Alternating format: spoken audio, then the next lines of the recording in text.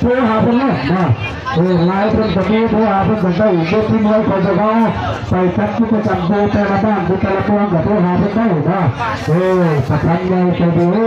สังคมใจดีนะมาไม่ได้คุยไปได้ไม่มีแต่คุยเอาได้ไงเอาให้บ้านก็เลิกนะให้สมัครเชื่อก็ได้มาเป็นที่หนึ่งคนเลย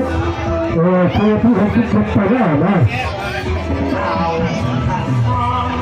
ถ้าเก็บเมื่อทำมุกอย่างชนะมีเงินตัวจับชิ้นนี้นะเอาชีโคตรอัดกับมันหักตัวเลยนะโน้ตที่นี่โน้ตที่นี่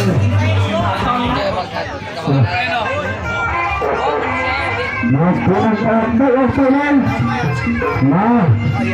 จำได้ที่ใจจำได้สามีคนทำเรื่องที่นี้จำได้นะเข้ามาแล้วเข้ามาแล้วเราต้องเข้ามาเพื่อมาจับมาเพื่อนเราเราจับตัวขวามาจำได้ได้ทำแบบนี้เราจำได้นะเรามาจับเพื่อนเราเลยเราไปไหนอ่ะคุยกันสิผมเคยผมต้องการพาพลังเข้าไปพาตัวนักการเมืองตัวที่สามคือเราต้องไปได้ไปเลยเราทำไมมันจะไปเรามาจากบ้านคนใหญ่เรามาจากบ้านคนใหญ่ไปเลยไปเลยเรามาจากบ้านคนใหญ่ไปเลยเราทำไมเรามาลกพอเลยตัดเทเลยตัดเทเลยมาไม่หดใจไม่คุยไม่กันเทเลยกันได้เทเลยนะที่ไหนบอลกันได้เขาไม่เอาไปนะเทเลยกันได้มาเป็นกันได้เทเลยกันได้มาเป็นกันได้มาเป็นกันได้เอาเนี่ยไปต้องทำได้จำได้มีหลายก็ได้มีหลายก็ดีมีอะไรก็ได้เราพอแล้วพอมาจากบ้านคนเดียวใช่ไม่ใช่แล้วจับไปจำได้พอเราก็ดีนะจำได้พอเราก็ดีเพื่อที่สองเพื่อที่สามจากที่เราเรียนที่เรานะเพื่อที่สามเรานับกันเลยนับกันเลยกันเลยจำได้จำได้ฮัทเลยมาเลยนะจำกันตัวเลยให้ฮัทเลยนะแต่ใช้ลูกพลังมาเลยมาเลยนับเลยนับเลยกันเลยเป็นจำได้จำได้จำได้ไปเลยมาจากบ้านคนเมืองดูไม่ธรรมดากันเลยนับเลยมาเป็นไปได้จะดูได้ไหมทำได้จะดูได้ไหมมาแล้วทำได้จะดูได้ใช่ที่สุดใช่ทำได้ทำได้มาแบบจะทำได้นะแพ้เลยทำไมแพ้มาจากบ้านคนเมืองทำได้ไปทำได้ไม่ได้ไม่ควรไม่ได้ทำได้ไปไหนคุณจะไม่ควรไม่ควรไม่เอาไปเราจะไปทำได้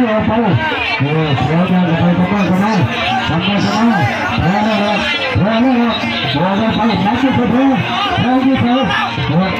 จะไปไหนล่ะมาจะไปไหนมาจะไปยืนกันยืนหักยืนมาจะทำได้ดีเลยทำได้ดีเลยทำได้samaเลยแพ้ต้องออกมาต้องแพ้ต้องนี้มาจัง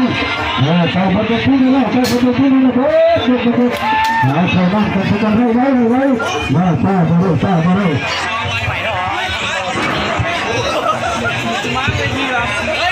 เอาพระบาทสุภาพเอาพระบาทสุภาพพระบาทสุภาพเมื่อที่จะไปเอาเรื่องมาจับไปเจ้าเลยนะเอาเรื่องมันจะจับไปเจ้าเลยแล้วเราไปเส้นจับที่เส้นนะ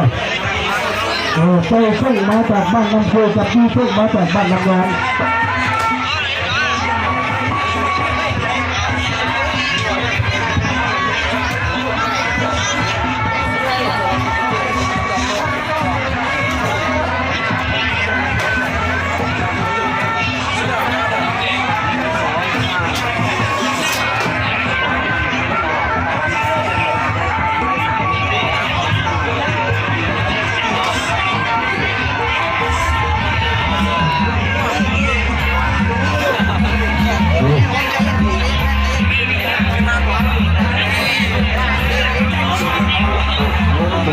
เราเป็นกลางที่5 6 7 8 เราเป็นกลางเราเป็นกลาง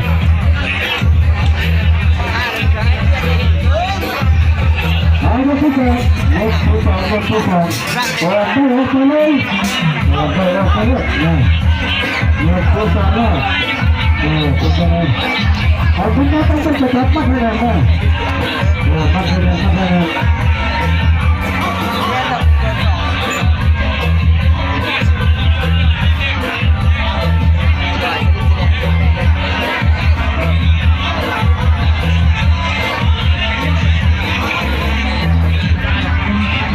จะไม่ชนะนี้เจอกับทุกนี่นะ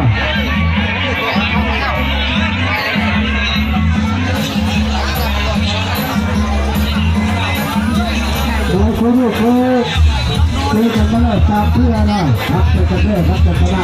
แล้วพักจะน้อยกับทุกนี่นะมีคนรู้ว่าใครที่เป็นใครละต้องให้ทำเทไปซะก่อนนะ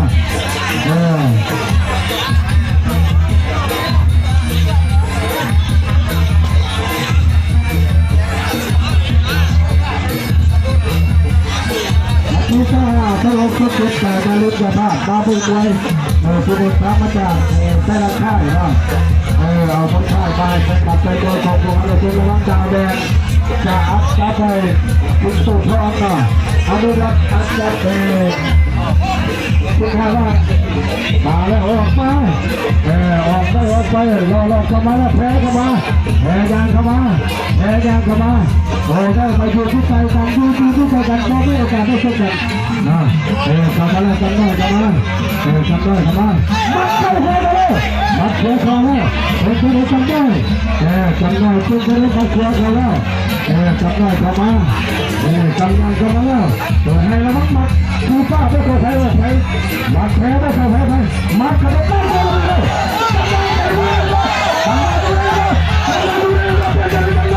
จำได้ดูได้หรือเปล่าจำได้ดูได้หรือเปล่าได้ไปมาจำได้ดูว่าจะดูหรือเปล่าจะดูได้หรือเปล่าถ้ามันคิดได้ว่าจะหนีน้ำเลยนะมันคิดว่าจะหนีน้ำเลยมันคิดว่าปัญหาที่มีแค่เตะนี่นะบ่ออกไปถ้ามันแค่ขวามามัดสามนาทีนะถ้ามัดเป็นกระดานด้วยถ้ามัดแล้วมันคิดว่าจะเป็นคนสักคนเราต้องนี้หน้าคุณนะต้องงัดหัวกันเสียจำได้เลยแค่คนไหนต้องมัดหัวเขาไม่ได้กันมือลูกเขาแล้วเป็นกระดานจำได้มือที่ผีแล้วจำได้มือที่ผีรอมาเข้ามาลุกแค่คนที่เคยมัดเข้ามาแล้วแต่ละคนเขายังไม่สนับว่าจำได้เป็นที่ไหนจำได้ตามมาแพ้ได้แพ้ดูเกี่ยวกันบ้างมาดูรอมา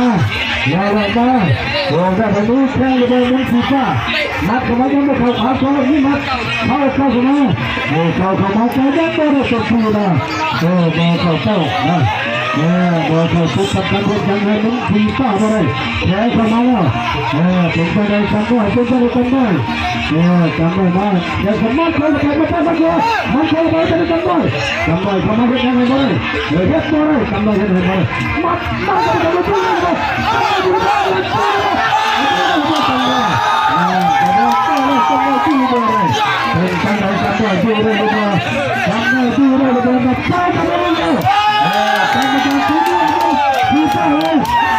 กับนายดูตัวเรื่อ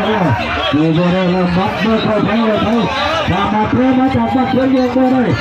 คอยกรรมการที่ไม่แพ้มาจากมาเพื่อยังชนะมากันมาแล้วมาตัวเราขอตัวคนให้รับกันตัวอย่างตัวที่นะดูแพ้ดูชนะขอตัวชนะเป็นตัวแทนเลยไปแล้วมัดเข้าไปนะเข้าไปตั้งสนับสนุนที่นั่นนะ